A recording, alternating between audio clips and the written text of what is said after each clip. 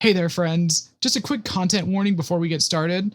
Because of the nature of the movie we're reviewing, this episode is going to contain a lot of references to suicide, bad, outdated language about trans people, and pretty extensive egg speculation. So without any further ado, let's get started. Welcome to Art Should Be Illegal, a podcast about art and whether it holds any value to society. My name is Liv, and my pronouns are it and she. My name's Elissa, and my pronouns are she and they. Hi, my name is Annie. My pronouns are she and her. Nice to meet you. For this, our maiden episode, where we are made into brand new women from some just truly awful dudes, we've watched the movie Glen or Glenda, a 1952? 1953. 1953 movie, and also possibly the first movie by Ed Wood, the really famous director for making some. I'm an Ed Wood stan. I'm gonna defend him and say those were really good movies made with $0 basically. I don't know. Based on the editing, acting, and just general craft of this film, I would believe it was the first film ever made, not just by Ed Wood. So this is his first feature. He made a short before this that if you like the style of filmmaking he does, where he will just randomly cut into an insert shot of a close-up of someone's face and scare you. If you like jump scare edits, it's great.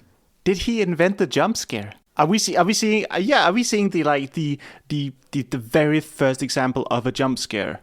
No, if I recall, one of the first jump scares is in the cabinet of Dr. Cagliari in the 20s, so no. Elissa, being the film buff among us, I imagine that you maybe have some thoughts about Ed Wood? Yeah, okay, so every Ed Wood movie is really interesting in that there's this sort of stream of consciousness thing going on where ideas are just sort of thrown at the wall and we bounce around from one thing to the next without any real regard for character development or anything like that. And so a big part of this movie is you get that weird sort of pseudo documentary thing going on while there's something kind of resembling a narrative, and then there's another narrative layered on top of that. It feels like there are two very separate narratives. The one that's it's almost a documentary if a medical documentary was set in the 50s, and then there's also a story about some people who are trans ? There are two separate layers of framing device going on. This movie opens with a narrator within a narrator within a narrator. Should we get into the movie? Because the movie opens and I'm a little surprised. I know that Ed Wood was very into this at this point sort of later in life actor who played Dracula. Yes. If I recall, yeah. But before we even get into the movie, I want to tell you, I was reading the credits, which I don't usually read the credits at the beginning of a film, but here we are.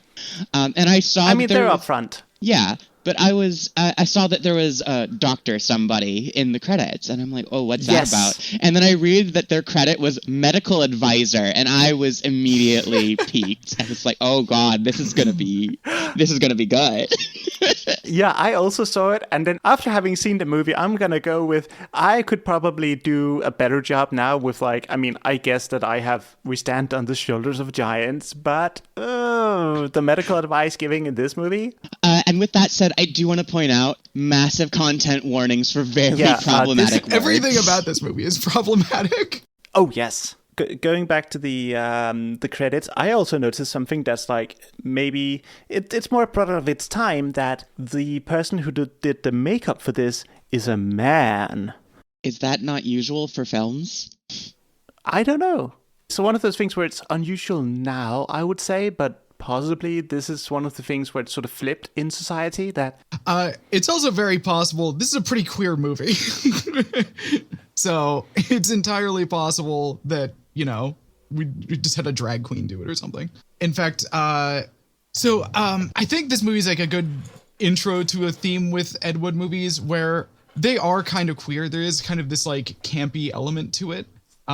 He has been known to cast drag queens and stuff. And so what he would do was he would just get these movies funded by lying to his producer about what the movie was going to be about. Hell yes. And then he would make something totally different than what he initially pitched. We stand this. Every modern director should do this right now. If you're about to pitch something to someone, lie and then do something queer as fuck. Yeah, you know how like every blockbuster in Hollywood is like 50% funded by the armed forces? Just lie about what you're going to do with them. Cast them as the bad guys. Or alternative, just go like, oh yeah, we're making a movie about the troops, and then all the troops are trans and gay. I want to zero in on something, is that we actually start this film with a straight-up thesis statement, which is that things seem startling because they're new, but most are not new. Most things have existed in the world for time immemorial, or since time immemorial. This movie is the final boss of that feeling that you need to give a bunch of context to what you're about to say before you say it. So there's this big, extensive argument of like, okay, First, I want to establish this is all really normal. This is extremely normal. If you don't think it's normal, you're actually kind of weird. Yeah, the movie does say, we're not weird, you're weird. And it does this in, as you said, Annie, a thesis statement that is, well, it's not subtle. Yeah. And it happens with Bela Lugosi giving a voiceover. And it's a voiceover of Bela Lugosi, like a shot of him talking over himself, mixing chemicals in an Erlenmeyer flask. And in one shot, there's nothing in the flask. And then in the next shot, there is a bunch of smoke in the flask. And I just want to point out, they did not trust this man with actual chemicals. Oh, yeah, no, it's jump cut very heavily. Yeah, he was on a lot of morphine at this point in time. No! But he was...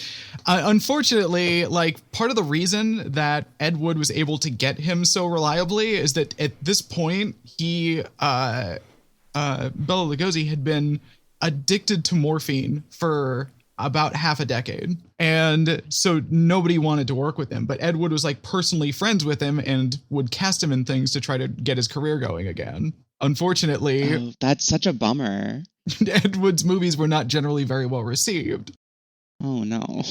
Yeah, I did read an anecdote, not an anecdote, I read on Wikipedia that one of the movies, he tried to do a fundraiser to get Bela Lugosi into treatment for his addictions, and they managed to scrape together, and I quote, a paltry sum. Oh, no. But, yeah, this movie, getting back to it, it has like, it's not an opening crawl as much as it is an opening statement. It's a title card. Yeah. Elissa, do you wanna read this out to us? So it says, in the making of this film, which deals with a strange and curious subject, no punches have been pulled. No easy way out has been taken. Many of the smaller parts are portrayed by persons who actually are, in real life, the character they portray on the screen. This is a picture of stark realism, taking no sides, but giving you the facts. All the facts as they are today. You are society. Judge ye not. And that goes really hard because we see the opening scene with Bela Lugosi in a very nice armchair and like draped over with a fishing net. Yeah, he's the scientist that invented gender. And he's doing gender science in his gender lab. He is. He's doing gender magic later in the film. Yes. Being trans by Dracula. God, I wish. It also, one bit I noted from that scene is that it's shot really low. So like you can it's a shot of Bela Lugosi, but it's like slightly low. And the lighting is from above. I'm trying to remember this back now. Yeah, they're hitting him with a spotlight. Yeah, exactly. And yeah, they're hitting him from kind of a little bit of a low angle. I don't know, that initial pullback they do is kind of weird. They start out, oddly enough, they were able to afford both a dolly and a crane for at least the Bela Lugosi part. So they start out on like a kind of a poorly framed medium and then like pull back to this ultra wide that shows his skeletons. And then we just like cut into this him sitting at a chair at kind of a little bit of a low angle. I don't think they were going for a low angle. And just blasting him with the spotlight. Then he starts reading from a book and talking kind of nonsense. Like, he says it's very cryptic. When he's wrong because he does right. When he's right because he does wrong. dance to debt. I could make neither heads nor tails. The thing is, it's not just nonsense. With an Ed Wood movie, there is always a little bit of a risk that they filmed it ahead of time because that's when they had Lugosi, and they didn't have a script when they wrote it. But in this case, it is actually incorporated into the narrative. This was intentionally written to be part of the movie. This is something that they did on purpose. That's not always the case in Ed Wood movies.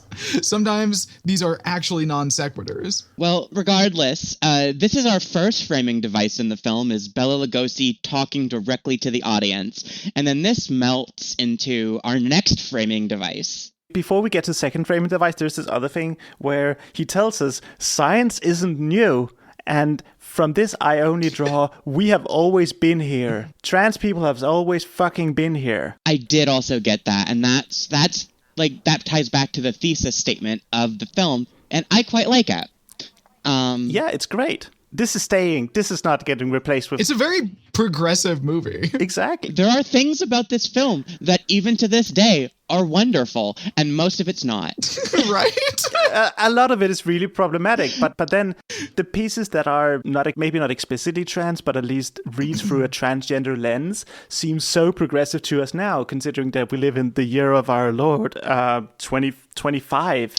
Well, it's sort of it's a neat callback. I recall the headlines of the Copenhagen Girl that just goes like, "Isn't science a marvel?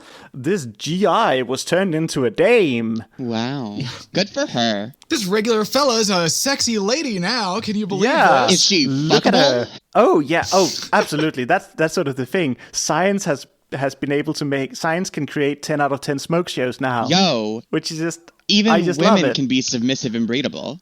Oh god. Okay, but we get into our second framing device, which starts with a suicide. Content warning. Oh wait, no, there's one more thing. Some of this Bela Lugosi talking is sort of intercut where he is half the frame on top, and then below there is just some stock footage of city ?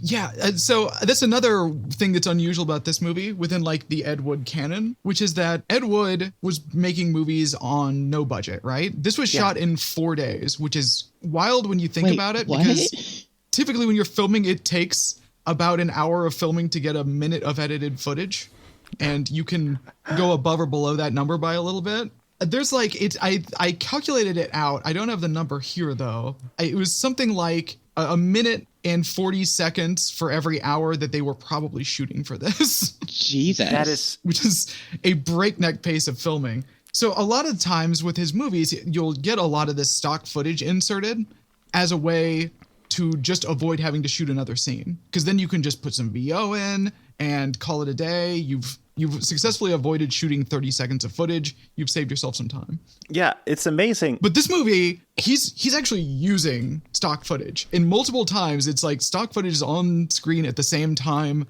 as stuff they actually bothered to shoot. They're not just saving time filming. This is a deliberate style choice that he made. I mean, it was a very interesting shot, because Bela Lugosi's like narrating over the stock footage of people walking past a city, or like walking through a city. Yeah, and he's disgusted. Yeah, he's like looking down at them, and he's like, "These people are just disgusting." Yeah, and I have the drop. People. You hear it in his voice. It's like, ugh. Here's the thing, I don't know what it meant. That's truly the sound of Dracula just fucking looking at food. Yeah, just transgender Dracula looking at people going, ew. Yeah, I don't want to eat these ones. These ones are dirty. No. They're cis. Yeah. And with that, we cut to, well, content warning for suicide. Yeah. Yes, now we get to our second framing device, which starts with a beautiful trans woman, a glorious trans baby, who is now a trans angel. But she has killed herself. It's not clear how, thankfully. But there's a man just like looking at her body and then opens the door to, it's an apartment or a hotel room or something. And like 20 people just rush into the room. We've got like so many We've people. got like cops, reporters, like cleaning people. I don't know. And they're all just like know exactly where to go to look at this body. Very weird. But we get a snippet of her suicide note, and honestly, part of it is so beautiful. She essentially says that if I cannot live in women's clothes, I'll die in them. And I'm like, that's some fucking ideology. Definitely. It is. And this is the 4th time. She's been arrested 3 or 4 times before this for wearing women's clothing in public. Yeah. No, wait, is it 3 or 4? I think it's 4. Yeah, I think she says it 4 times. Yeah, either way, there will not be a next time, which is fuck. It hits really hard. This scene is also the introduction to our new friend, the cop. The cop. Who's going to be such an important character in this movie.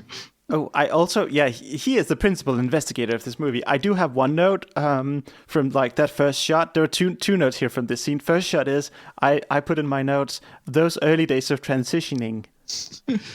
Yeah. Nothing? Okay, Yeah. I mean, my girl is clucky. No! But also, between this and letting in the photographer to just take one shot and then escorting him out, there is also interposed a picture of a radiator. It's like, it cuts from lady on bed, dead, radiator, back to wide shot. I do think this shot is like intentional. It's just showing the sort of mundanity of it, of like these people have a role in society and like they see a dead body, they're creating sensationalism through the reporting. Like I think that's kind of the point. You see this kind of approach to death echoed in a lot of filmmaking since the 50s. I don't think this movie created it, but it might have. I don't know. But it's a pretty common visual language. The weird thing is that it's only done once in the movie, that he cuts away to a random object that in the master shot is being blocked off. You can't see it because there's an actor in front of it.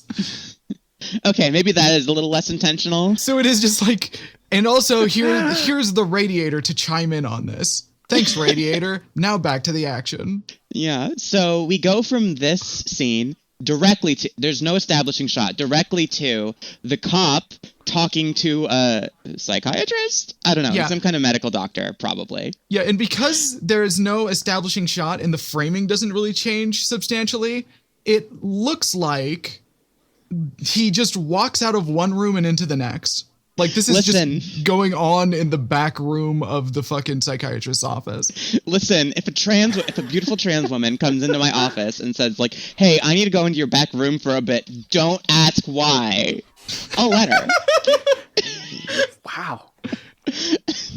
Anyway, so this doctor has come to talk to this psychiatrist because he is a man of the world and wants to learn more about what's going on. And he thinks, wow, if this woman killed herself because of what's going on, maybe it's a bad thing that a trans woman was brought to suicide. And no cop has ever said anything like this in the history of policing. Yeah, he is. The cops are supposed to be good guys, and it's unbelievable in the extreme. Yeah, but then that brings us to the psychiatrist explaining what will be the focus of the rest of this movie. And they use some very outdated terminology to describe trans people. Oh, and he says, "You're referring to the suicide of the transvestite?" Oh, God. Yeah. Oh, but the cop has an amazing reaction to this. He's like, I don't know what highfalutin $5 words you men of medical science like to use. I don't know. I didn't read it like that. He literally says, "If that's the word you men of medical science use." It seems oddly clinical. Yeah. You men of medical science. Yeah, you're men of medical science, and then of course immediately leads into transvestite. And it's not as objective as the movie would like you to believe. Yeah. But then we get the psychiatrist basically saying that bottom surgery is good for people that need it. Although their definition of who needs it is much more narrow than you or I might agree. Definitely. But they do leave room for it. I mean, he does ask, wait, is this a bit where he says like, oh yeah, there's like 2 cases. There are 2 kinds of trans people. I think that might be a bit later, but yeah, that's way later. I think that might be after the Glen Glenda story. Yeah, because the movie frames trans people or transvestite. as there are two kinds, and we get to see them in like their own little vignettes. Yeah, and I want to point out the words they use basically imply there's the real kind and the fake kind. It's very transmedicalist. It is. It's very. What if Ray Blanchett had lived like, I don't know, 50 years before he was I born? don't know who that is. It also, and I'll get into this later, but a lot of it reads to me as just like an egg being like, yeah, but I don't need to do all that other stuff. All I need is a couple things. Yeah, I'm fine. I just need the surgery, and then I'm fixed forever. And oh, honey. Yeah, and I do want to say they do say one thing about like trans surgery that I love, and I think that we should take forward from today, which is we have corrected that which nature has not given us. Yeah, that was actually really good. Nature has given us all these things. We just had to figure out how to put nature's elements together. They really hammer it in too, because like it gets its own section of just being like, well, people said cars were ridiculous, and that was against nature, and they said the airplane was ridiculous and against nature. What's wrong with wearing really cool clothes? Yeah. And then we also do argue that one of the reasons that trans women wear women's clothing is because men's hats make them go bald. So yes. that was an interesting insert. They're like, it cuts off the air circulation to your scalp. I am dancing on my tiptoes, talking about the animal instinct. Dear God. So yeah, this is the point where I would open up by saying, and this is not an excuse in any kind of way, that is this a product of its time? Because certainly, but that doesn't make it okay.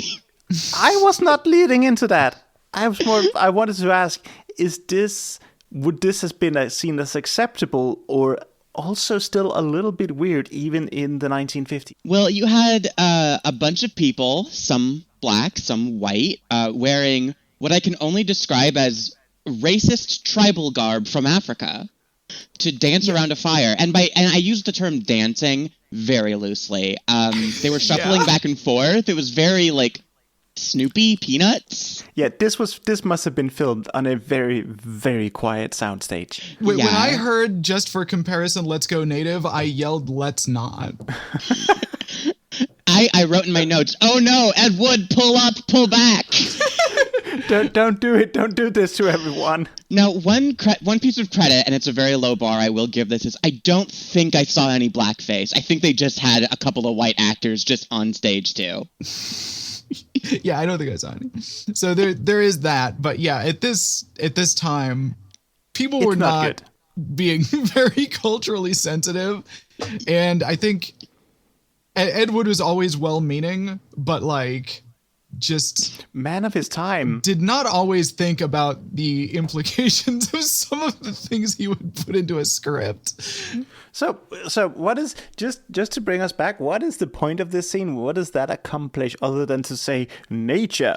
I mean, I think that's the point. Like during that whole section of the movie is basically just establishing this is really normal. And actually, when you really think about it, you guys are all kind of weird for not wanting to wear women's clothing. It's super comfortable. It's good for your hair. It feels really nice on your skin. Why would you want to be in uncomfortable, shitty men's clothes when you get home after a hard day of working? Why wouldn't you want to be like a pretty lady when you get home? Yeah. And listen, we see a full beardy.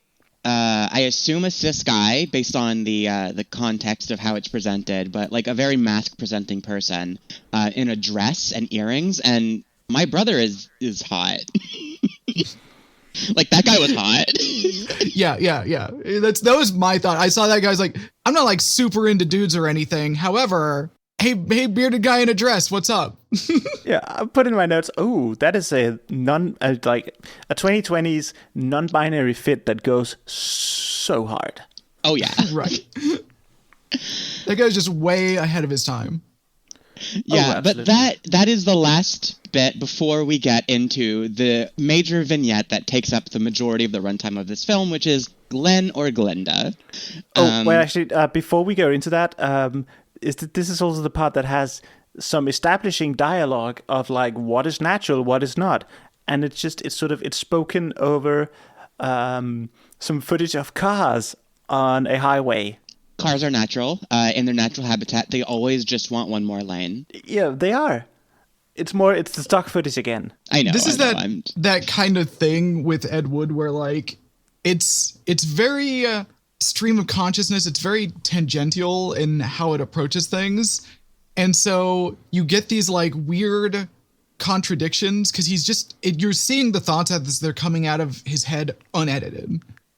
And so like he'll go straight from being like, it's actually, it doesn't matter that if it's natural or not, because people say all kinds of things are unnatural and therefore bad, but also it's totally natural. So yeah, my guy is like high school debate champ, I guess. Yeah. Yeah. But yeah, then we get into the vignette that takes the runtime of the majority of the film, which is called Glen or Glenda. And it's about a young... I don't even know how to refer to this person, because the movie makes very clear that it is a cis man. I think we should respect the movie's choice of pronouns. This is Glen or Glenda, he/him. Okay, that's fair. So Glen is a young man, probably in his late 20s to early 30s, that is, as the movie says, a transvestite. He enjoys wearing women's clothes, but he is not a woman trapped in a man's body. Repeat. Yeah. Absolutely not. Under no circumstances. Yeah. That is so explicit. The main conflict that Glen is facing is that he is engaged to get married to a woman that can't act named Barbara. She's so bad at acting. It's so painful to watch. It's so awful. And he's trying to figure out if he should tell her about his proclivities before they get married. And my takeaway is probably. I don't know why. I understand that you don't want to do it, but like, got my guy. So interesting thing about this situation. That woman is Dolores Fuller, who at the time was actually dating Ed Wood. She dated him until 1955, when her divorce was finalized, and she immediately left Ed Wood to go to New York. So girl boss. She was amazing. Actually his girlfriend at the time, and she was not cool with it, just so we're clear. Cool. Oh, wait, did Ed Wood wear women's clothes? Yes. Yeah, Ed Wood. Yeah, this is a semi-autobiographical movie. That is Ed Wood playing Glen and Glenda. And he had a thing for Angora sweaters. He was very openly a transvestite. Wow. Okay. Yeah, to the point where when he was in the war, and this is of course the Second World War, he would wear a bra and panties under his uniform, and supposedly deadly afraid of being found out. I mean, as you would be. As you would be, yeah. Yeah, and I think understanding this aspect of Ed Wood as a person is absolutely crucial to understanding every part of this movie, because every part of this movie is totally recontextualized by this information. It really is. I'm kind of like, I'm having a bit of a brain seizure here. Okay, well, while you're having a moment, the first one of the establishing shots of Glen or Glenda is of course Glenda as she is portrayed in a lovely skirt and Angola wool sweater as she looks at a storefront window. And they really went out on the street and shot this. Most of this is shot in studios, but there's some of this like street footage where they actually went out there and fucking went for it. Yeah, hun, it's Angora sweater. Angola is a country. Yes. It's okay. Oh, God. We can cut that out. Please don't make me look dumb and racist. We can podcast. ADR it. You can say Angora now, and we can edit it in. Give me 10 quick reads of Angora. Angora. Anyway, he looks at a storefront window, and my notes say doll looking at a doll. Oh God, we see like some serious gender dysphoria looking at a mannequin, and I'm like, hun, no, Yeah. it's not a real representation of a woman's body. Don't do it. Don't do this to yourself. We've been there. We've all been there. We have all been there, and no women look like this. My notes also say the mannequin looks kind of clocky. What? It's a mannequin. It's a mannequin. Liv, do you just think every beautiful woman looks kind of clocky? Or maybe clocky women are just beautiful. Okay. Oh, okay. Be like that. Yeah. So this is the point in the movie where I put in my notes that there's no first act to this movie. Okay, you're saying that there's a second or third act, there's any kind of structure. Ed Wood never really had any respect for the. I mean, there's a vague structure, but he'd never had any respect for the idea that things should connect in any way, which I sort of respect.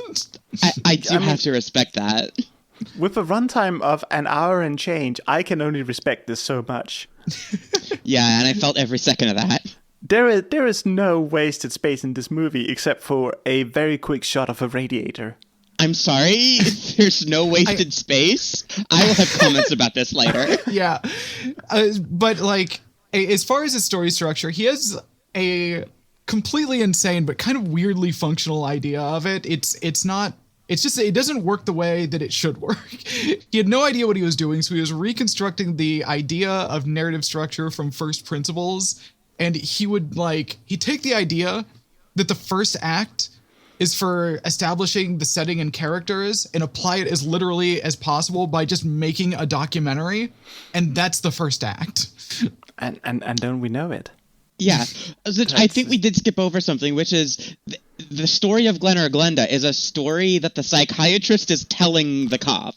Yes. We are several framing devices deep at this point, and also there's just a documentary attached for no reason. Yeah, I think it should also be mentioned that a lot of these things are not spoken character to character, but to camera. And we see, at least for the cop-doctor interactions, they will be interacting and talking about the subject and then address the audience directly. Yes, and then the majority of this narrative is told via voiceover by the psychiatrist to the audience, cop, while Glen / Glenda and Barbara act out the scenes. Yeah, and it's the constantly talking to camera is part of this thing that Ed Wood was doing, especially early on, where he would just cut in, sometimes in a really jarring way, from a wide two shot into just a tight close up of a person speaking directly to the camera. The way this is shot the way it's edited is very crazy. The way it's shot, it's not that bad. I see a lot of much worse stuff that gets made all the time. I see stuff that is shot worse, by professionals. They're not breaking the axis. They actually move the camera sometimes. They're at times efficient with what they're doing, and it is a very simple and effective, I guess, way of shooting things. You see them change one shot into another shot by moving the camera when the cop is talking to the psychiatrist. We don't see a lot of that movement in the other stuff. I think that stuff was shot later because of something we'll get into a little bit later. But okay, Elissa, can you speak to all of the jump cuts? Why are characters constantly just moving from one part of the this frame to another part of the frame with absolutely no movement in between them? What is up with that? It's either really bad editing or it's because there was something wrong with the film stock. Okay. And so if they were stitching together multiple cuts, if they didn't have one complete reel of the movie, then it's possible that if something was damaged and they cut it out, that a few frames got skipped or something. Okay, and they just made no effort to hide that. Yeah, and they just made no effort to hide that. With that in mind, I wouldn't be surprised if they just really did a dog shit job of editing the movie. I don't know that they're actual jump cuts, because I get the feeling with a lot of this that they didn't do a second take, and so. When you're watching this, you'll notice you get a lot of that, there will be a master shot and then there will be two other shots maybe, or there will be one other shot, and it's just master shot, insert, insert, insert. And so I don't know that he bothered doing extra takes. I don't know that they're they're true jump cuts. I think it's just like they butchered the film and editing, and so you get these weird skips. Listen, we're at an hour, 10 minutes. We got to cut this down. Take out a few frames. Yeah. Yes. It could be we see it often in modern media and YouTube, just excessively jump cutting. Yeah, absolutely. Ed would have been the first YouTube analog horror chick. I am absolutely certain of this. Okay, well, I think we should get back to the structure of the film, the actual film itself. I do have one other note here as far as the jump cuts. I part of the reason I think that it might just be really weird, incompetent editing is when we go back to the suicide scene, there is a bit there where you can see that they repeat the last 10 frames of a shot. It's a CU on the dead lady. And it runs for a few seconds, and then they didn't have the clip that they had wasn't long enough for what they were trying to do in the edit. So they just repeat the last 10 frames 2 or 3 times. I did. And that not makes me catch think that they just did not know how to edit a movie and were just fuck it, do whatever. You can see her breathing in the shot too, which is funny. That is extremely funny. I mean, you could, in a modern film, I assume you would, if you had this problem, do a still. How long can you freeze on a frame and not have people notice? If you don't, I don't know, it's a tough situation if you don't have enough footage to make the thing work. You might be able to get away with slowing it down or something, but I think most likely you end up cutting to something else. But the thing is, when you're shooting on digital, there isn't a fixed cost associated with every time you turn on the camera, which is a problem you run into with film, where every time you have to wait for the reels to spin up. And so every time you turn on that camera, you are burning footage up until the camera gets up to speed. And once it gets up to speed, that's when they call action. So they would have been incentivized to keep it short, because every moment that camera is rolling, it costs money, and have as few takes as possible. And I mean, mission accomplished. Back to These the days, action. you can just overshoot everything. Yeah. So we then jump to Glen's childhood, where he is asking his sister to borrow a dress to go to a Halloween party. Yeah, this is the pivotal moment. Yeah, it's so important that we establish that it's his family's fault. It's his sister's fault, and it's his mother's fault. And if they wouldn't have done that, he wouldn't be like this. Oh, and it's his dad's fault too. None of them love him. It's his dad's fault. Yeah. None of them love him. Yeah, this is the point where the lack of a nuclear family structure and the cishet heteronormativity turns him into a transvestite.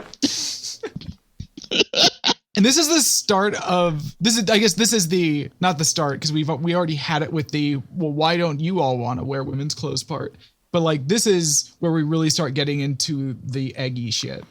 Oh yeah, where it's just he's just kind of trying to explain it away as oh yeah, well of course I feel that way, my mom my mom treated me like a girl, so now I just want to be one. It's her fault. Well, she literally says, you always did look much better as a girl than you do as a man. Right. Oh. Jesus Christ, Mom. I mean, it is weird being maybe not forcibly feminized, but induced feminization of your children by mother. I think there's a category for this in some websites. Absolutely there is. No. Okay, well, we cut to a little bit in the future with he's still wearing the sister's dress, and she walks in on him doing this. And then she freaks out and then is talking to a coworker the next day at work by the water cooler. By a literal water cooler, I want to point out. That's fun. Yeah. Listen, Ed Wood has met some writers that use subtlety, and they're all cowards. Anyway, so she's talking to her coworker who's it's hard for, or she's it's hard for me to believe. And the friend is it's not hard for you to believe, it's hard for you to accept. Yeah, her water cooler friend is being the true ally, the one person we all need in our lives. That she speaks it like she sees it. But then Sheila, the sister, responds with saying, "What if I walked in on Roy or one of my other boyfriends dressed like that?" And I'm like, how many boyfriends you got?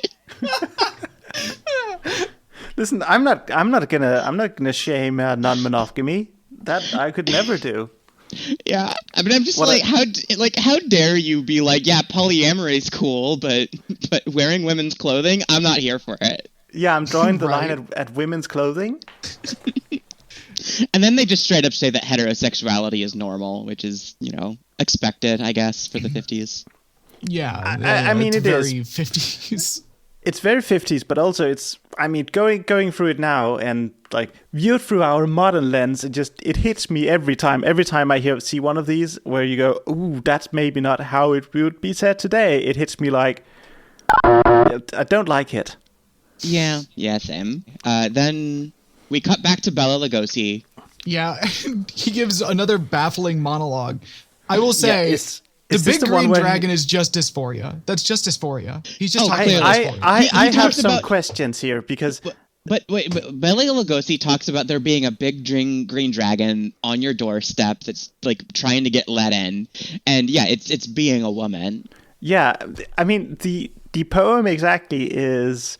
Beware, beware, there's a big green dragon on your doorstep. He eats little boys. And then puppy dog tails and big fat snails. So beware, probably not going to get the cultural context of this. But yeah, there's a I'm missing something here. There's a nursery rhyme that says that little boys are made of snips, snails, and puppy dog tails, and little girls are made of sugar and spice and everything nice. Yeah, so that's just something that it's a piece of Americana that you're not going to get. It's a piece of every time they talk about puppy dog tails in the rest of this movie, which is many times, listener. So many times. They're referring to boyhood. Okay. So puppy dog tails is you wouldn't say a metaphor. You would say it's an analog for boyhood. It's a symbol for boyhood. Ooh, also, I do have the clip where he says, "He eats little boys." Which, I mean, I haven't yet. I'm a consummate lesbian, but I mean, if one would rock up, he says it is so good. He says it's so good, it's and incredible also, the way he says it. Yeah, let me just say, if a boy rocks up like with a beard and that non-binary fit from earlier, I would also be like, "He eats little boys." God. This is also where the movie gets really fucking weird for a while. It does. Yeah, we have ominous thunder cracks for some reason. So many thunder cracks, and also it gets into this kind of style where all I get from the movie is come out now, transition immediately. Oh yeah, and then actually, he even says it. He says, "Pull the string." Just fucking do it. Pull that ripcord. Get out there. Live your life. Well, you start getting into the very surreal sequence in here where he's like only able to lift the tree off of his girlfriend when he is in man form and all this other stuff. Well, okay, but real quick, just so that we're not losing anything, he talks to a friend of his who is also play the drop. I'm not going to say that word. Transvestite. There we go. And this guy is like, oh yeah, my wife found out after we got married and then she left me because... Yeah, he's living in a sad bachelor apartment. It's such a sad bachelor apartment. It's God. so sad. It could... And I'm a little... When I first saw him, I went, oh, it's going to be like the worst James Bond movie. He's going to be like this weirdly effeminate gay guy that's just sort of living it up. But no, it's just sort of sad. Yeah. I'm really curious how these two found each other and became friends in the 50s with no internet. But that's not addressed, which is fine. But then Glen decides after this conversation, okay, I really need to propose to Barbara, and then sorry, he's already engaged. I need to tell Barbara, my fiance. I need to come out to Barbara. Yeah, I need to come out to my fiance before we get married because that's not fair to her. Yeah, another one little thing I noted in any time Barbara is introduced, she's introduced twice, and she is a pretty and intelligent girl. Oh yeah, like they're waiting to get married until she finishes college, which It's more the way that it's highlighted that she is intelligent, as if that is a quality in and of itself that like is somehow rare in women. Yeah. There might be something lost here in either translation or, the 5 decades. I don't think anything's being 7 decades on. It's been 70 years. Oh, God. Yeah. Yeah. It's not 2000 anymore. No, hang on. I have the drop. So importantly, in this scene where the guy is telling him about his story and how he got divorced and everything, we do get the funniest cut in the entire movie, which is where he goes through this whole big story of how his wife walked in on him wearing her dress, and the story ends extremely abruptly. He's going through this whole thing, and then he just goes, that marriage ended here. And we just cut to Superior Court Division 7 and then cut back to them having a conversation. It's incredible. Yeah, I mean, there is no film is wasted or left on the deck here. It's just, this is what happens in this sequence. Bam. And yeah. I love it. Like, I don't... I kind of like that the film respects that I understand what went on in those like 15 seconds of film. I didn't think about it that way, but you're right. That is nice. It's like we're not being overexplained. We don't have to see the court proceedings. It's just it is understood that they got a divorce. Yeah, here's stock footage of the door. You know the rest. Yes. Well, anyway, then we cut to the weird metaphor tree lifting sequence.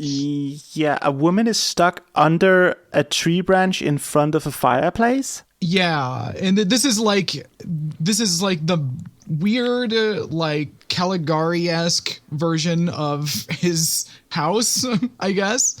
And that's his Caligari-esque? Remember, I'm really stupid. So, like, you gotta explain.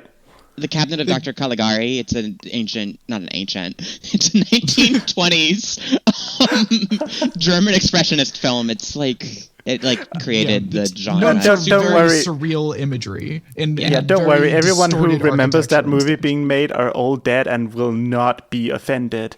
The movie came out like 100 years ago, so literally 100 years ago. Not knowing too much about it, but it's a very like expressionist sort of set that they've got here. It's very surreal, and his girlfriend is pinned under a tree in his living room, and he's got to rescue her, but he's wearing women's clothes and doesn't have the upper body strength at the moment. He's too effeminate in his women's clothing and having taken too much estradiol, and like, honey, I know that one. He can't lift it. I have a question for you both. I have in my notes here, oh shit, the Soviets dropped the A-bomb on the trannies. What? Does anyone know what I was talking about? I'm not sure. No, my notes... That's really funny. The only thing before my next note here says, help me, I am under a log. Okay, so no idea why I wrote that. Okay, past Annie, what were you doing? Where does that come in? I don't know. I couldn't tell you. Does a bomb ever go off? I don't think so. I think there's like a bomb sound.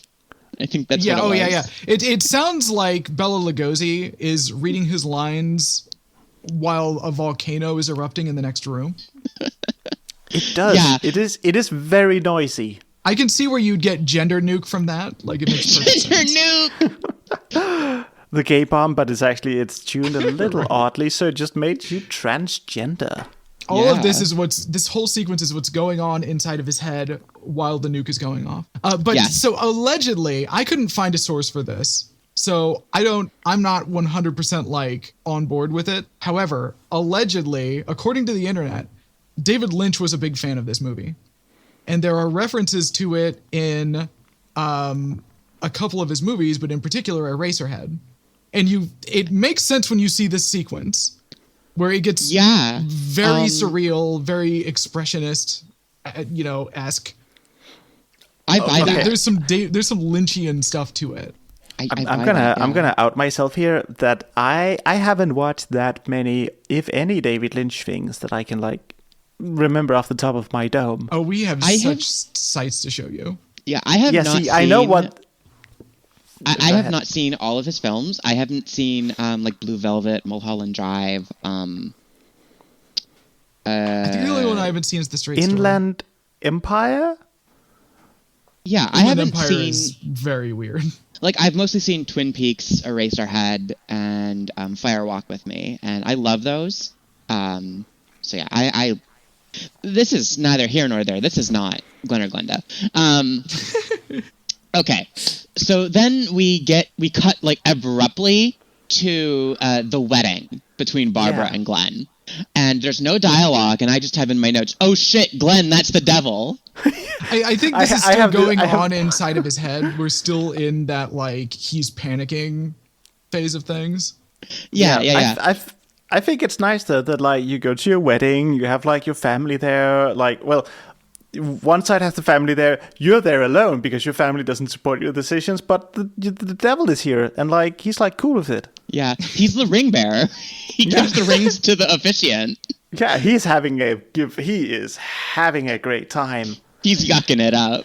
And then after the wedding, it cuts to some light BDSM. We get into the softcore porn section of the film. Before that, we get the actual best shot in the movie, which is the close up of Ed Wood with the fucking light hitting him from kind of underneath while he's freaking out.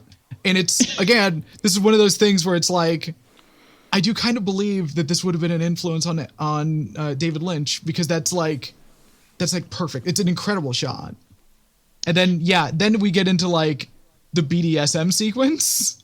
Yeah, it is literally like 6 minutes. 6 minutes of BDSM softcore porn with like smooth jazz and polka music over it. Yeah, and while Bela Lugosi watches women fucking and looks on disapprovingly.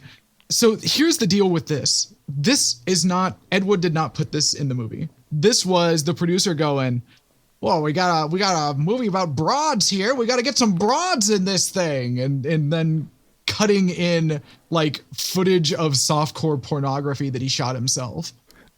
So like there were a lot of hands interfering with the production of this movie, because we'll get into it a little more later, but like the distributor also fucked with this. Yeah, so yeah, there was definitely some chaff that should have been cut from this film, and this is it. Yeah. This could have been a tight hour. Or like in this case, chaff that maybe should not have been added in post. Yeah. But anyway, that sequence ends with all of the women just pointing at Glen with the devil around. And that's my nightmare. Yes. Yeah, they being outed in public and everyone turning on you. This is also my nightmare. Yeah. We cut out of the rape scene that they inserted and right back into the amazing shot of Ed Wood, and then just like him being accosted by everyone. And there's so much going on in that scene. Like, there's a chalkboard with like a boat drawn on it. The devil is in there guiding this group of people, and he ends up transforming into Glenda and like rebuffing the whole group. Yeah, and then the music goes from really scary to really happy. Strength. Yeah. Yeah, transitioning saved her. Yeah. And then Barbara becomes the devil. Yes. Yeah. And she comes walking out doing this weird arm thing, which is specifically like an Ed Wood thing. Because you see it in a couple of his movies. Women just like standing there with their arms out and their fingers pointed inward. And it's very weird looking. Okay, but Glen and Barbara at this point are wearing matching outfits, which is very cute. Yes. It is. It's me and my bestie, and we're out shopping. Yeah, and then they have like this weird cushioned half rocking chair that is completely impractical, but I deeply want it in my apartment. Is it just a chair that they turned on its side, or is that actually how you... It looks like the back of it is actually it looks like it's turned on its side. It looks like a chair that's turned on its side. It looks like a mid-century piece of furniture. Then I want someone to build for me this half rocking chair as it's supposed to be. It's fucking amazing. I mean, absolutely. It is very cunty, but imagine how many moths you'd had to pay for it. I don't know. Anyway, that was when I realized that this movie is the Neon Genesis Evangelion of transgender documentaries. Nobody's seen that. Nobody's seen that. I also have not seen that. You all are uncultured. That's all I can say. No, I think it might just be that specific piece of art is in the band section of our archives. The band section, like where they play music? That's fine. Moving on. Annie's first and last appearance on the podcast. No! Anyway, at that point, Bela Lugosi just kills Glen, waves his hands at Glen, and Glen disappears. Glen is gone. Gender magic has occurred. She is now Glenda. Poof. I've had many dreams like this, and many wishes like this as well, where I just went, ooh, can I just, snap, and away we go. And in a sense, the psychiatrist is the villain, and Bela Lugosi is the hero of this movie. Yes, yeah, that's the modern and raid. They are locked in an eternal battle over gender. Yeah, that's the modern raid. That is very, very true. Yeah, it is also very true to life, because, meeting a psychiatrist as an early transgender person is never a good experience. I never had to do that, thankfully. Imagine having to explain to Bela Lugosi whether or not you... No, I'm not going to say that. Okay, so then we no, wait. Back. Do you think of Bela Lugosi when you masturbate? There we go. Every day. Saved it. Of course. That, my friends, is the end of Glen or Glenda. The end of Glen or Glenda, but not the end of the film, because Glen or Glenda is just one vignette in this film. The Glen or Glenda portion of the film Glen or Glenda. Yes. Yes. And we cut back to the doctor and cop, and I had at this point forgotten about them as a framing device for the film, because we had Bela Lugosi as a framing device for the doctor and cop as a framing device for Glen or Glenda, but then we cut out the doctor and cop and just had Bela Lugosi and Glen or Glenda for here's half an hour, which is very where big. the other big portion of interference comes in to this, because the producer cuts in his weird porn stuff. The other thing that happens is so remember how I mentioned at the beginning that Ed Wood lied to the distributor about what this movie was going to be about? Well, the distributor was fucking pissed. And so I think all the stuff with the cop and the psychiatrist was added in later, and this was going to be a half hour, maybe 40-minute, mid-length kind of thing. And then the distributor was like, well, listen, motherfucker, if you don't put in something, your producer's already making posters that say, I changed my sex ! Everywhere. We're not going to distribute this damn thing unless you put something in there about somebody changing their damn sex. This is supposed to be an exploitation movie capitalizing on Christine Jorgensen, which was big news at that time. Yeah, if you're not familiar with Christine Jorgensen, she was the first woman to get what they were calling at the time a sex change procedure. Yeah. Yeah, what we today would call, she had it has many names. Gender reassignment surgery, perhaps. Gender affirming surgery, gender affirming genital surgery. I still hear people say sex reassignment surgery. Yeah. No, trans people. Some people own that term. Oh. Okay. Yeah. Cool. Good for them. Good for them. Bottom surgery. Let's not miss a classic. Right. We're back to the doctor and the cop. And okay, at this point we cut back to the doctor and the cop has a question for the doctor. And he isn't a hermaphrodite? Which is just wild. My brother in Christ. Up until this point in the movie, I've been like, oh, okay, he cross dresses, and that's cool and good. And then I'm just hit with that a nuclear weapon. Yeah, and then the doctor's like, no, not even a pseudo hermaphrodite. What the fuck is a pseudo hermaphrodite? What is going on? So I look at someone and you think hermaphrodite, but then you're wrong. So I did look up what this means, and it said it's from Wikipedia. Pseudohermaphroditism is an outdated term for when an individual's gonads are mismatched with their internal reproductive system or external genitalia. Oh, okay. And I'm like, there's nothing pseudo about that. What are you talking about? Is that just a trans person?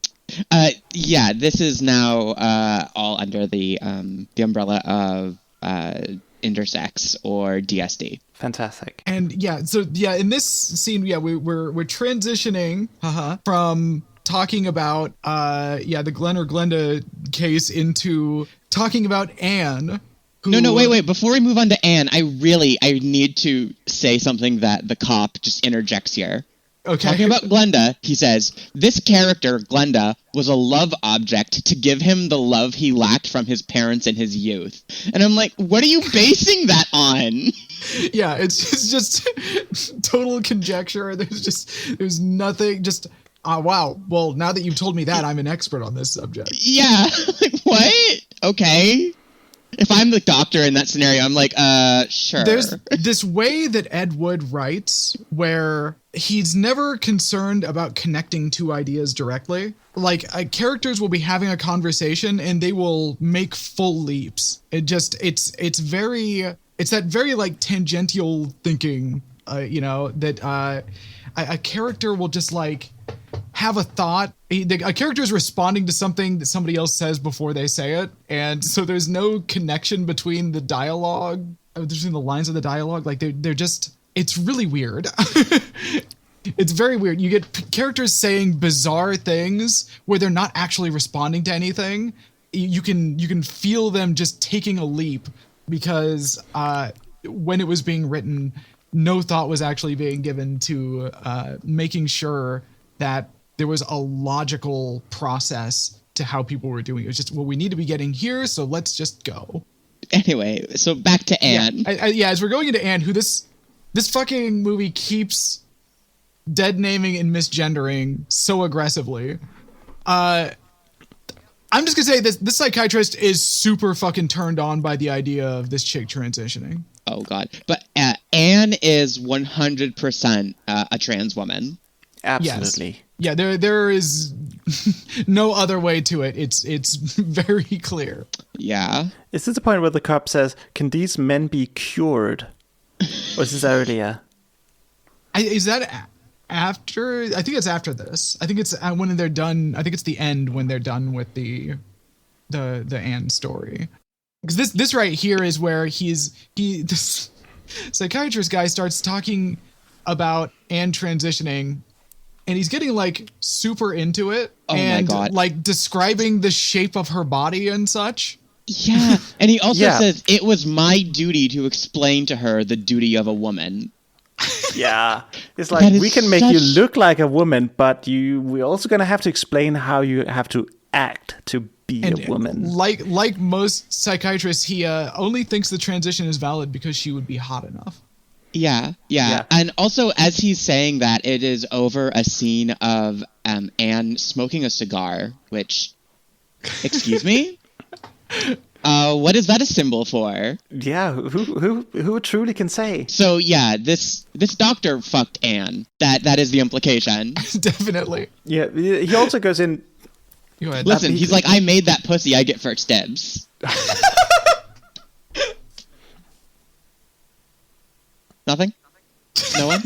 No, it was funny. I'm in shock because I'm now thinking of my own surgery and like that time gap between the surgery being done and you waking up in the patio. Oh no! No! Oh no! He's a nice man. He would never have done that. Not a great thought. But before, like a little in the section, the doctor also mentions that intersection. That Alan, or Anne as she's now known, had the right proportions before. Basically, the doctor's calling her a passoid, is what's going on. Yes. No, shut the fuck up. Yeah, it's some serious chaser energy. It's so it's gross. like Alan had like a cute little waist and small hips and small hands, and like he was like the perfect twink for transitioning. Yeah. From a screenwriting standpoint, this whole section is just like, no, I don't want to transition. I'm just friends with a bunch of trans women, which is the thing we know about Ed Wood. and know everything about transitioning, and I've thought about all of this a lot. Why are you describing me 3 years ago? Yeah.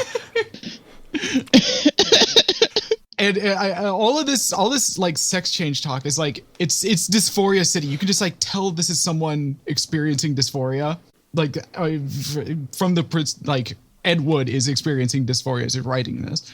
Yeah. They describe the hundreds of hormone shots. Yeah, there's a sequence to this, and it's all very very clinical and like sort of. Every time the doctor speaks about all of these transgender surgeries and how difficult they are, he also speaks with this sort of, isn't this a marvel of modern science and medicine? Like, it's not portrayed as weird or cruel, just that it's like, oh, this is now a thing that we can do. We can now turn men into women with surgery, and of course also... Hundreds of hormone shots were injected into various parts of his body. Yeah. Yeah, isn't that cool? Isn't that it's cool? It's so fucking cool, though. He isn't is it right. Cool that we have the power to force femme any man we want. Yeah, as far as like this whole section to me, it's just like it's a series of really common dysphoria tropes all packaged in a hypothetical that shows why transition is absolutely perfect for her, and I'm so happy for her, but it's not for me. I can't do it. She's already got half the right stuff. They're just fixing a little mistake that nature made, really. Not like me. Yeah. She's got the perfect frame and doesn't have to deal with the shapeless masculine frame. Not like me. She was always going to be gorgeous, unlike some of us. It's just like it's perfect. Like I can't possibly transition. I'm not an egg type stuff. Important to note, they do make Anne intersex with Jorgensen, which Jorgensen was not. Right. So they like stack the deck to make this more quote unquote acceptable. It's very transmedicalist. Yeah, extremely so. And also as a way for fucking Ed Wood to put Elmer's glue back on his egg. To keep it from cracking the rest of the way. Yeah. We get footage of a top surgery with horror music playing over it, and the scrub nurse passes the surgeon like 8 hemostats in the course of a few seconds. And I'm like, my guy, how many hemostats do you need for fucking top surgery? It is not a it is not a particularly hemostatic procedure. What are you doing? And then Anne goes to Bela Lugosi zone for demystification. Yeah. He uses his gender sorcery to correct what nature fucked up. Yeah, he waves his hand at pre-transition Anne, who disappears, and then waves his hand, and Anne, fully like dressed as a woman with beautiful long hair, appears. So we have corrected that which nature has not given us. So I mean, at this point, like it's very clear why they made the god of gender a scientist. It's just like, science. How about science? You can do all kinds of crazy stuff. It's so cool. We can make a pretty lady out of fucking anybody. It's a good thing we have a scientist to just do it with a wave of his hand. At this point, I also wrote, damn, if HIPAA were a thing in the 50s, this doctor would be fucked. I don't know. It does sort of track that like a cop can just rock up and go, "Do you have a warrant?" No. Oh, anyway, let me tell you about how I turned this man into a dame. I made a sexy lady out of a regular Joe GI. We are basically at the end of the film here. There is one small sequence left where we go back to Glen. Yeah. Oh, right. And Glen being miraculously cured because he figures out all he needs to do is live vicariously through his wife. Yes. The quote is, "I can kill Glenda by transferring her characteristics to Barbara." Oh, God. Don't do it. A heteronormative relationship will cure you of being trans. Icing on the fucking egg cake, you know? He's like hugging his wife and like rubbing her sweater, not her arm. Many such cases of this whole sequence playing out in real life. With you better hope your wife is bi. With unfortunately similar results to what happened in real life with Ed Wood, which is that Ed Wood, of course, never transitioned, became progressively more miserable over the years, and died a penniless alcoholic. You hate to see it. Yes, after a decade or so, about a decade and a half of making porn movies because they wouldn't give him money to do anything else. Oh, I did not know that. I hate that this is sort of, history is a flat circle, and this could be applied to so many trans people who don't transition. Yes. Trans people making porn? What? Right. That's so weird. Well, how else are you going to afford? Hundreds of hormone shots. Yes. Oh. Anyway, so that is the film Glen or Glenda. It sure is. What are our opinions of this coming away from it? Well, I learned a whole lot about the context of this film, which is very important to understanding it. I knew none of this until we started talking about it. I had bits and pieces of Ed Wood. I've watched the Ed Wood biopic, if that's the word you'd use for it. Yeah, the movie biopic. literally Yeah, that's called right, yeah. Ed Wood. So I had some idea of what I could expect. Fantastic movie. Amazing movie. We should watch it. That has like a lot of the things that you see in the movie and you go, oh, okay, yeah, now that makes sense. Especially there's going to be one take of this. Is it perfect? No, we're just going to move on. Yeah. Yeah, and they make a lot of good gags out of it. Like, well, we got 36 scenes to shoot tonight. But yeah, what I thought of this movie before I had all of this context is, first of all, I had no idea that Glen was played by Ed Wood. That changes a lot Yes, in it how I does. see it. But the way that I was looking at it was that it was very, like, exploitative, for sure. I thought that Ed Wood was just, like, interested in this as a topic, and clearly coming down on the side of, like, well, we shouldn't judge people. They just want to live differently from me, or from we do. Yeah, and that's a really nice message. I do think it's a nice message, but this man comes at it with nothing but conjecture and assumptions. Like, Right.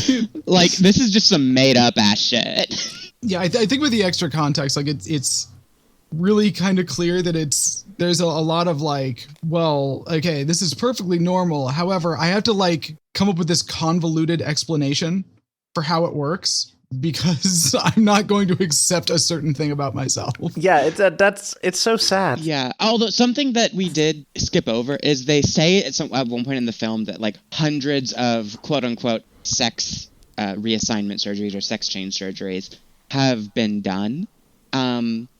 And that's true at this point in the 50s. So I don't understand why they just made a bunch of shit up. Yeah. When he could have like It's talked really to weird. these doctors. Listen, Tumblr hasn't been invented yet, so like, where's an egg to go for Yeah, information? I just want to say their medical advisor that they had did not do his job. Like I this think was not think that's part of- contemporary I to the think state the- of medical science. The inconsistencies in it, because initially one of my notes was that this movie is very confused about what its main thesis is, because it goes from like, oh, this is really normal and you should accept it and all this stuff into, but also you should not accept it. You can fix all of this just by marrying a woman who accepts you and transferring all of your thoughts and desires onto her. Yeah, it's. I think ultimately what the movie is saying, whether it means to or not, is we shouldn't judge transvestites. We shouldn't judge transvestites. We should pity them and help them because they're not okay, but they shouldn't be harmed either. Like, it's very strange. Yeah, I think that the inconsistency and all of that, it makes sense when you put it in the context of who Ed Wood was and the fact that he stars in the movie, where it's like, oh, this is a person's actual thought process, and we're watching someone try to hash this out and utterly failing in a tragic way. Yeah, you realize it's just a man trying to figure out what the fuck is going on in his own brain. Yeah. Which listen, man, I can relate to that. Whom's among us? I will say that's about as art as you get. That is Just true. doing this instead of going to therapy, that's art. Men would rather defraud their investors than go to therapy. Okay. So, any other thoughts that we have about Glen or Glenda? Is it art? Well, it's definitely, it definitely is art. I don't think we should go into much like things. The idea of whether things are art or not, but whether or not how can we put this into our collection, and like how much should it be censored, if at all? I think this is honestly is a like landmark movie. I think it's a fantastic movie. I think that we should all collectively agree to forget about the like porn shit, the weird creepy shit that the producer inserted, and leave the rest and go, wow, what a wonderful movie. I think with some choice edits, this could be released today, and we would go, yes, this is a landmark movie for both being transvestite and also just like for trying to understand like the human condition. Of course, I would replace the scene, the very unfortunate, very natural scene, with just scene missing for 2-3 frames and skip over that. Yeah. I think that this movie was probably quite controversial when it came out, and that it was saying something important when it came out. But I have no patience for things that were important at the time and are now just offensive. Get rid of this shit. Lock it down. Keep it in the vault. Throw away the key. I never want to think about Glen or Glenda again. Oh wow! So you're fully. Wow. I don't know. I think it could go with like some serious content warnings and some dramatic censorship. This could be in the okay list. Elissa, I know I am the chair of this censure board, but of course, as I'm just first among equals. Elissa, where do you fall on this? Should this be censored in any way? Just that one sequence. I think just the one. We should cover that one up for the sake of the children. And otherwise, this movie is to the left of the entire UK. So that is accurate. That is 100% accurate.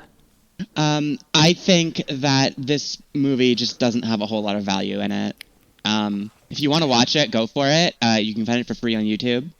It's not very good. It's a little rough. You're not going to enjoy watching it. You might get something out of it, but you'd get if more you're out an of art watching. pervert, you will have fun with it. Sure. You'd get more out of reading about gender transition on Wikipedia. It's not a good way to learn about gender. I think this is one of those movies you want to watch with like 2 or 3 of your transgender friends, so if you can sort of wince and cry at the same time. There you go. So that's my thought.